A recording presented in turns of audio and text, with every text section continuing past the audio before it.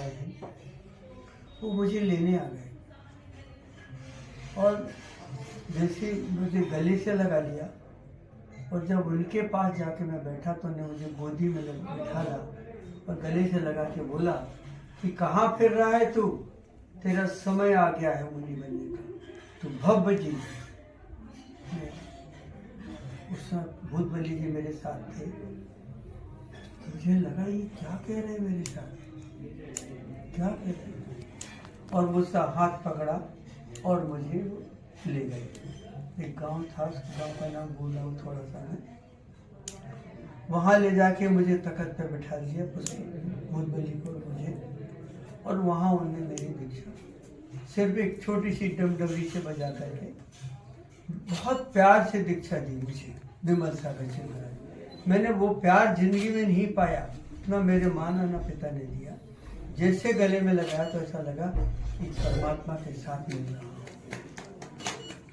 ये विमल सागर जी महाराज। उसके बाद फिर वो मुझे आगे लेके गए, एक शहर था, नाम भूल रहा हूँ उसका भी मैं।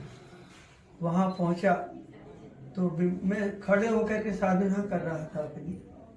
4 दिन हम वहाँ रहे। तब विमल सागर जी महाराज ने एक दिन कहा, बेटे तेरे अंदर बहुत कुछ है और जा, अब तू भारत को जगा और तू सबका कल्याण कर। मेरे आंख में आंसू आ गए। मैंने कहा प्रभु मैं तो 4 ही दिन रुका है। नहीं 4 दिन नहीं, तू तो सालों से, पिछले जन्मों से ही तू साधु है, तू जा। तो उनकी आज्ञा लेकर के हम उस भूत महाराज जी निकल गए। वहाँ से जाने के बाद फिर विमल सागर जी महाराज मुझे 86 में मिले इंदौर में। वहाँ विद्यानंद जी महाराज जी विराजमान थे और मैं वहाँ जाकर के जब मिला उनसे तो फिर मुझे गला लगा और कहा कि भरत सागर जी महाराज में उनके उपाध्याय थे कि तुम्हें वस्तु के ऊपर एक पुस्तक लिखनी है पर 1 महीने का समय है।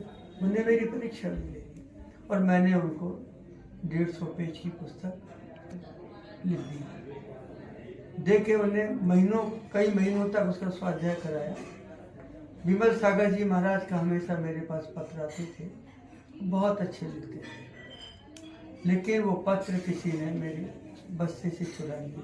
कम से कम 20-25 पत्र थे। तो विमल सागर जी के लिए कहने के लिए मेरे पास शब्द नहीं है, जो उन्होंने दिया है मुझे। आज उनका ही ज्ञान मेरे अंदर।